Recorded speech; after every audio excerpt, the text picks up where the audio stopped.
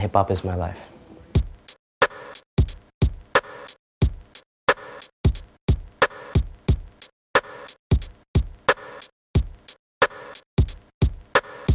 Hip-hop culture came into Las Vegas in the mid-'80s. A guy named DJ Frankie came to Las Vegas from Brooklyn and brought it here. He brought b-boying, graffiti art, MCing, and DJing to the scene, to Las Vegas, because anything prior to that, Las Vegas was just known for gambling and, you know, just a place to escape. Pretty much the same thing that we have today. I actually was part of a crew called Rock Skittles back in 1992, and that's what kept me off the streets. You know, just because I grew up in a very harsh neighborhood, went to a pretty rough school, and you know, it was just a very slim chance of really making it out of there. First time I started b-girling, I was 14, and I was watching a whole bunch of break videos. Me and my friends started getting into breakdancing, and that made us stay at home and practice our butts off to just try to be dope. I met up with a crew called Rock Skittle Crew. I met Presto One, and we used to practice in the laundromat. They taught me how to do some fundamentals of breaking, even graffiti and MCing, DJ, but I was more passionate with breakdancing. Hey, yo, can you make me a tape of, you know, just all these songs that we're dancing to so I could practice at home? I'm like, yeah, sure. Then eventually just rolled into me being the DJ. You know, hey, yo, pick up those records, man. I'm like, all right, yeah, I'm gonna get those records. And so came 1994 when I was working at Sears and busted my ass for my first turntable, and from that point it just grew. I started making mixtapes and buying more records. I would save my lunch money.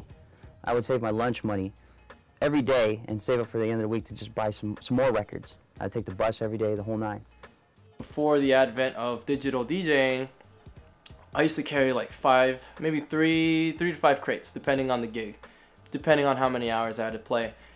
Gosh, I've been through hell and back with all my records. I've spent so much money. I've had my nights where I've had to carry the crates in the rain. I've had to, you know, I've had the crates fall over a sidewalk crack.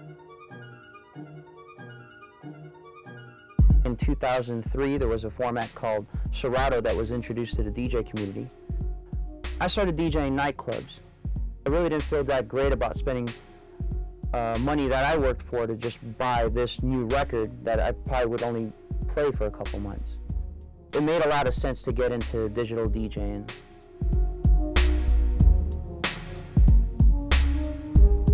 With Serato, it makes it more convenient. It does have its limitations sometimes. I mean, the feel of vinyl is unparalleled. Vinyl has always been king.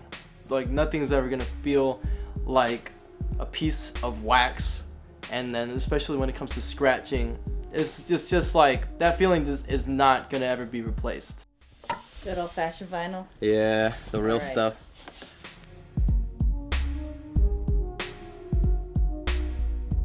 Music is really important to me because even when I clean around the house, I have to have music. When I'm in my car, I have to have music. Pondering, doing nothing, I have to have music. When I'm doing my artwork, I have to have music. When I'm dancing, of course, I have to have music.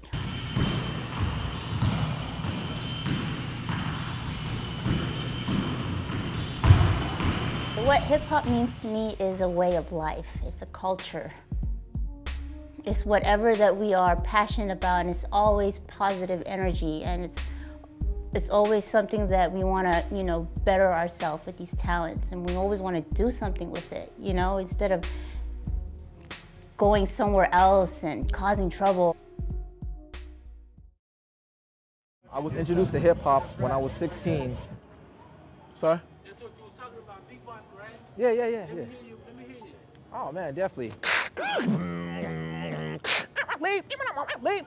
Ladies and gentlemen, it's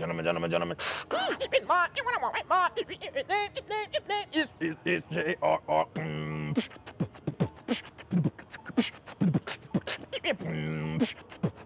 I learned everything on my own, little by little, practicing and trying to rehearse every little sound I can do. The good thing about the elements is that they each have their own foundation, and then with these kids that once they fall in love with something and you see them doing it, instead of discouraging them, I always advocate, trying to give a little bit of history, kind of guide them in the right way. Popping is basically popping your body, hitting hard. So you can pop with your legs, you can pop with your arms, you can pop with your neck, you can pop with your head, knees. So that's popping. You want to be a popper, you got to learn how to pop.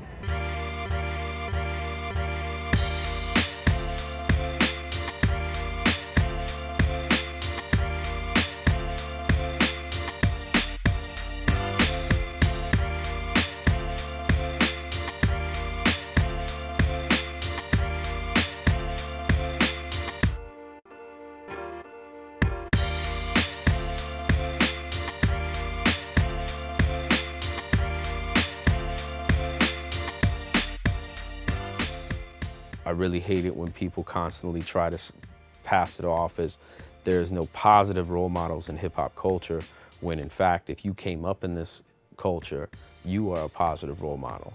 One of my first elements would probably be graffiti, because when I was growing up, my parents, they were artists, and like they would give me their black books, and I'd see the stuff that they do and I try to copy it.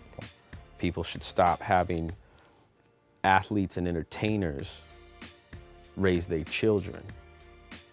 I found that I can truly express myself through art, through breaking, through DJing, through MCing, through all the 4 elements of hip hop. I'm using hip hop as the vehicle, but it's a life lesson.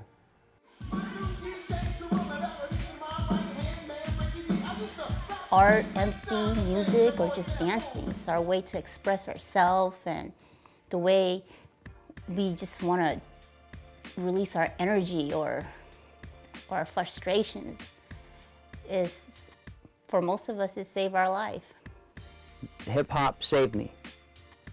Otherwise, I would have probably been in a gang and I probably wouldn't be here today.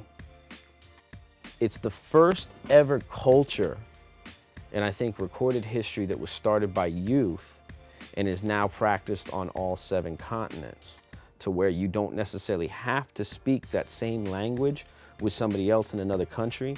The fact that you are of this culture, you guys can build and have a common ground, you know what I mean, to start a communication, even if there's a communication barrier. I am hip hop. Give me a little sound check. Sound check. 1 2 2 2 1 1 1 2 2 2 2 1 1 1 2 2 2 1 1 1 2 2 2